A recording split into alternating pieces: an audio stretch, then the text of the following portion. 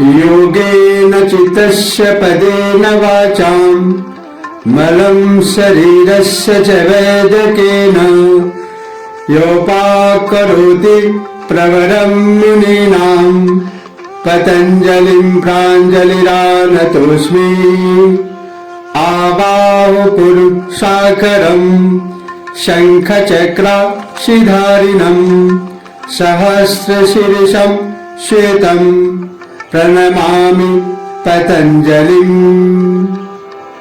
आज का विषय है निर्बीज समाधि हेतु सत्य को धारण करने वाली निर्मल बुद्धि ऋतंभरा।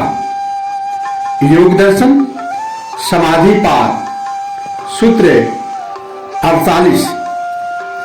ऋतंभरा तत्र प्रज्ञा, अर्थात उस समय योगी की बुद्धि ऋतंभरा अर्थात सत्य को धारण करने वाली हो जाती है। इस सबीज समाधि में पहुंचकर योगी की बुद्धि ऋतंभरा हो जाती है, जो वस्तु के सत्य स्वरूप को समझने वाली होती है तथा उसके समस्त संशयों एवं भ्रमों का नाश हो जाता है। संप्रज्ञात समाधि के आरंभ से ही योगी को अनुभव होना आरंभ हो जाता है। योगी को एक एक सीढ़ी आगे का ज्ञान होता रहता है, जैसे सवितर्क से निर्वितर्क का, निर्वितर्क से सविचार का तथा सविचार से निर्विचार का ज्ञान हो जाता है। निर्विचार से उसे अध्यात्म प्रसाद मिलना आरंभ हो जाता है। आत्मा के आनंद का स्पष्ट अनुभव होने लगता है। ऐसी निर्मल बुद्धि को ऋतंभरा कहते हैं। यह सामान्य बुद्धि के पार की स्थिति है तथा आत्मा से संबंधित है, जो आत्मा से सीधी संचालित होती है। पहले यह मन की इच्छाओं तथा वासनाओं से संचालित हो रही थी। पहले यह एक छोटी सी प्रकाश किरण थी, जो चेतना का थोड़ा सा प्रकाश ग्रहण कर थोड़े से क्षेत्र में ही प्रकाश करती थी, किंतु अब यह आत्मा के तीव्र प्रकाश को भी ग्रहण कर सकती है। इसमें उसकी कार्य क्षमता बढ़ जाती है तथा वह आत्मा से आए अनुभवों को भी ग्रहण एवं प्रकाशित कर सकती है। सूत्र 49। श्रोतानुमान प्रज्ञा व्यामन्य विशेषार्थत्वा, अर्थात श्रुति और अनुमान से होने वाली बुद्धि की अपेक्षा इस बुद्धि का विषय भिन्न है, क्योंकि यह विशेष अर्थ वाली है। वेद, शास्त्र तथा पुस्तकों के पढ़ने अथवा सुनने से वस्तु की सामान्य जानकारी मिलती है। ऐसी जानकारी पूर्ण सत्य नहीं होती। देखी गई वस्तु में भी भ्रम हो जाता है, वह भी पूर्ण सत्य नहीं हो सकती। इसी प्रकार अनुमान प्रमाण के आधार कर भी भ्रांति हो सकती है। शास्त्र सुनने से उस विषय के स्वरूप का जो निश्चय होता है वह श्रुति बुद्धि है। इसी प्रकार अनुमान से जो वस्तु के स्वरूप का निश्चय होता है वह अनुमान बुद्धि है। इन दोनों से वस्तु के स्वरूप का सामान्य ज्ञान ही होता है, पूर्ण ज्ञान इससे नहीं होता। ऐसी बुद्धि इंद्रियों द्वारा प्राप्त विषयों के ज्ञान को ही ग्रहण करने वाली है। सूक्ष्म तथा इंद्रियातीत ज्ञान जो इंद्रियों का विषय नहीं है वह इसकी पकड़ से नहीं आता, किंतु इस निर्विचार समाधि में यह प्रज्ञा, यह बुद्धि ऋतंभरा अर्थात सत्य को धारण करने वाली निर्मल बुद्धि हो जाती है। तो यह वस्तु के वास्तविक तथा सत्य स्वरूप को ग्रहण करने वाली है। यही बुद्धि सबसे श्रेष्ठ मानी जाती है।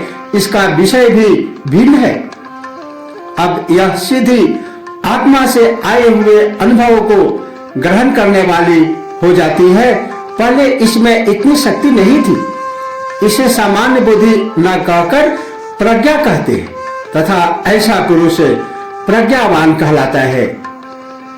इस प्रज्ञा के आने पर विवेक जागृत होता है जो सत्य असत्य का निर्णय कर सकता है।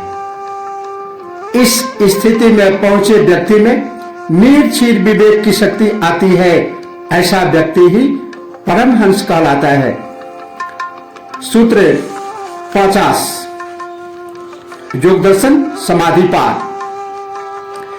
तज्जः संस्कारोऽन्यः संस्कार प्रतिबंधी, अर्थात इस वितंबरा प्रज्ञा से उत्पन्न संस्कार अन्य संस्कार का प्रतिबंधक है, बाध करने वाला है। जब चित्त की समस्त वृत्तियों की तरंगें शांत हो जाती है तब चित्त अत्यंत निर्मल एवं अविद्या आदि संस्कारों से रहित हो जाता है। ऐसी स्थिति में पहुंचने पर साधक ही प्रज्ञा ऋतंभरा हो जाती है। ऐसी प्रज्ञा के उदय होने पर चित्त में जो वासनागत संस्कार थे जिससे वह निरंतर संसार के भोगों की ओर ही भागता था, उनका पूर्ण रूपेण बाधा हो जाता है। ऐसे संस्कारों की तरंग फिर उठती ही नहीं किंतु इनसे अन्य संस्कार उत्पन्न होते हैं जो आत्मज्ञान तथा मुक्ति की ओर ले जाने वाले होते हैं। ऐसा व्यक्ति ही सत्य गुण वाला होता है। उसमें करुणा, दया, अहिंसा आदि सद्गुणों का विकास हो जाता है। मनुष्य संसार में रहकर जो भी सोचता है, अनुभव करता है तथा कार्य करता है, उन सबके संस्कार चित्त में इकट्ठे हुए रहते हैं। यही संस्कार मनुष्य को संसार में भटकाने वाले होते हैं। जब इसका बाध हो जाता है तो वह मुक्ति लाभ कर सकता है। इस प्रज्ञा से साधक को प्रकृति का पूर्ण ज्ञान हो जाता है जिससे वह आत्मानंद की अनुभूति करने लगता है। यह मुक्तावस्था के समीप की स्थिति है। इस प्रज्ञा के भी बाध होने पर वह प्रकृति से अलग होकर शुद्ध चैतन्य का अनुभव करता है। यही कैवल्य अथवा मोक्ष है। सूत्र 51 समाधिपाद। पतंजल योग सूत्र। तस्यापि निरोधे सर्व निरोधा निर्विजा समाधि, अर्थात तस्यापि निरोधे सर्व निरोधा निर्विजा समाधि ही, उसका भी निरोध हो जाने पर, उसका निरोध हो जाने के कारण निर्वीज समाधि हो जाती है। इस प्रज्ञा से, इस निर्मल बुद्धि वाली प्रज्ञा बुद्धि से, ऋतंभरा से अन्य सब संस्कारों का जो संसार में ले जाने वाले हैं उनका तो बाध हो जाता है, किंतु नए संस्कार जो आत्मानंद से संबंधित होते हैं विद्यमान रहते हैं। इसीलिए इनका भी निरोध वैराग्य द्वारा किया जाने पर निर्विज समाधि सिद्ध होती है। इसमें वे बीज रूप संस्कार भी नष्ट हो जाते हैं। निर्विज समाधि के प्राप्त हुए बिना कैवल्य प्राप्ति नहीं होती। यहाँ यह बात स्मरण रखनी चाहिए कि अविद्या आदि संस्कारों के नष्ट होने से दुखों का तो अंत हो जाता है, किंतु विद्या आदि संस्कार भी संस्कार ही है। इनका भी निरोध होने पर कैवल्य प्राप्ति अथवा मुक्ति होती है, मोक्ष होती है। आवागमन के बंधन से मनुष्य छूट जाता है। इससे पूर्व नहीं। यह अंतिम स्थिति है, इसके आगे कोई गति नहीं है। यही चैतन्य आत्मा अपने स्वरूप में स्थित हो जाती है। केवल बुरे का निरोध हो जाने पर साधक स्वर्ग का अधिकारी ही होता है, क्योंकि भोगों का बीज विद्यमान है। वासना शेष है, उसका मूल नष्ट नहीं हुआ है, केवल पक्ष बदला है। बुरे से अच्छा, अच्छे का भी निरोध होने पर मोक्ष होता है। यही योग दर्शन का सार है। यही मानव जीवन का कल्याण का सर्वोपरि मार्ग है, जो जीव की अंतिम अवस्था है। जहां से आया था वही पुनः सकुशल निर्लेप स्वच्छ पहुंच गया। प्रकृति से सदा के लिए संबंध टूट जाता है तथा केवल चैतन्य ही शेष रह जाता है। ऋतंभरा प्रज्ञा में साधक सत्य को तो उपलब्ध हो जाता है, किंतु मोक्ष प्राप्त नहीं कर सकता। जिस प्रकार चोरों से घर की रक्षा करनी है तो उसके लिए पहरेदार रखे जाते हैं, किंतु जब चोरों का भय ही दूर हो जाता है तो उन पहरेदारों को भी हटाना आवश्यक हो जाता है, वरना वे भी उपद्रव का कारण बन जाते हैं। इसी प्रकार सभी बुरे संस्कारों को ऋतंभरा प्रज्ञा जागृत होने पर दूर किया जा सकता है, किंतु इसके बाद इसको भी हटाने पर ही मोक्ष प्राप्त होता है। अच्छे और बुरे सभी संस्कारों को हटा देना ही मोक्ष है।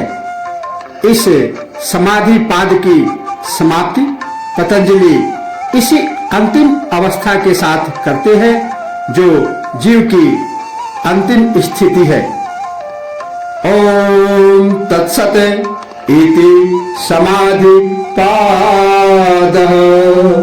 समाधि पाद योग दर्शन का यहाँ पर संपन्न होता है। अब साधन पाद का आरंभ कर यथाशीघ्र मिलेंगे। तब तक के लिए ओम नमः शिवाय। जय श्री कृष्ण।